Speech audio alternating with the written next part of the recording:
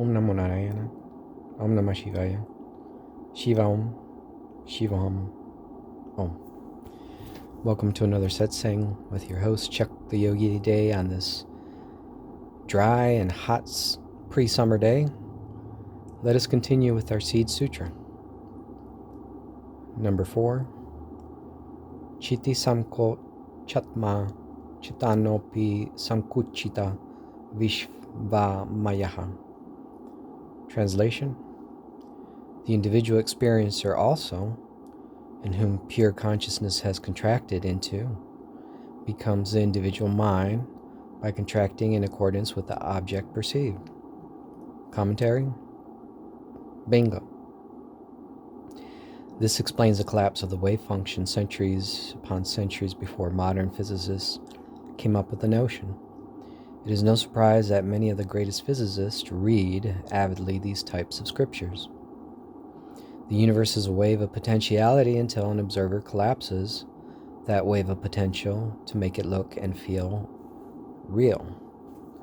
This is how an infinite universe can exist on a pin drop. How many angels can dance on the tip of a needle? Such a medieval question is answered here. An infinity. Jai Mahakal. So that right there kind of explains the importance of awareness of the observer and creating this illusion that we call reality. Anyway, move on to the 5th one. Chitireva Chetana Padada Varuda Chetya Samkochini Chitam.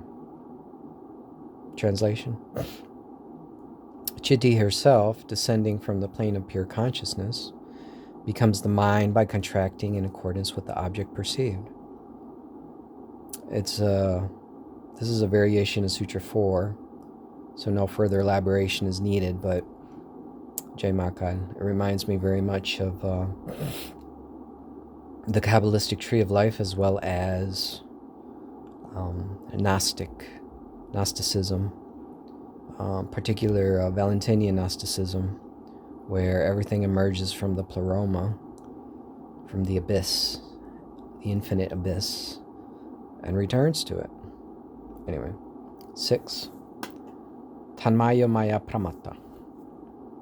Translation: the empirical self, governed by Maya, consists of Chitta. Commentary: this individual jiva is the heart of the hard problem of consciousness.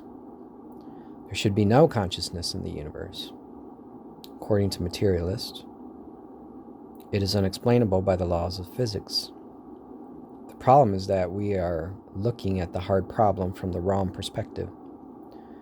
The problem goes away when you recognize that consciousness is the origin and not the product of matter. What came first, the chicken or the egg? This is why we are not mere automatons or zombies or NPCs bumping into each other randomly. Popular saying that there is a reason for everything gains traction in the sutra. Jai Mahakal. And that would explain the Jungian notion of synchronicities and so forth. But it just shows that the jiva is an active participant, makes decisions, is not some kind of machine as was understood until the 19th century, before quantum physics kind of blew that all out of the water. The understanding before that, the Victorian age, was that the universe is a machine and we're all just machines. And there's still a lot of materialist scientists that think that way. We're just a bunch of baloney walking around randomly, doing whatever. So this breeds nihilism. Anyway, number 7. Sachaiko Dvirupas Trimayash Chaturatma Sapta Panchaka Svabhavaha.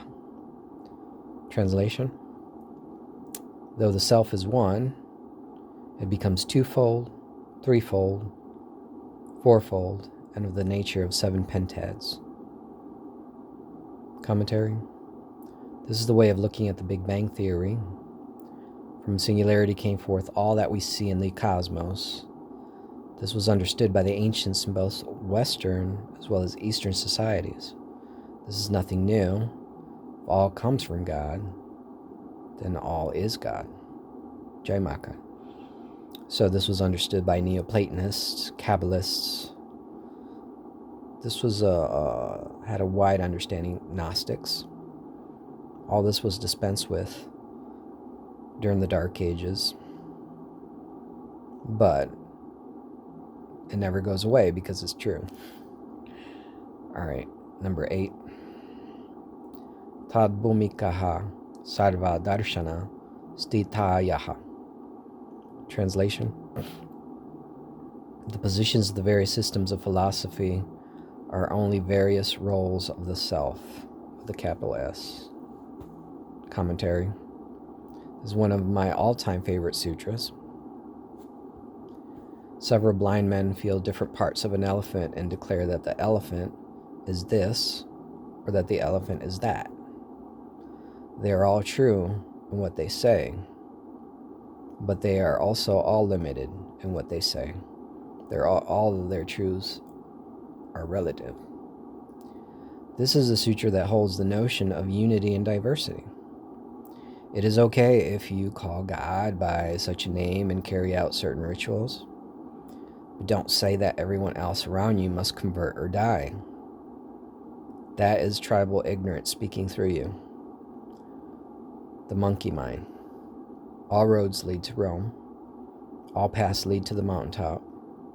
Stop trying to convert your brother and live in peace with your own truth. Otherwise, we cannot survive as a species. Jai Makan. This is very relevant today as it was 2,000 years ago. This sutra holds true now and forever. Number 9. Chidvat tat chakti samkochat malavritaha samsara. Translation. In consequence of its limitation of Shakti, reality, which is pure consciousness, becomes the mala, covered, transmigrating soul. Commentary. It's pretty self-explanatory. Jiva is Shiva. The individual person is simply a drop of an infinite ocean. He or she is a chip off the old block.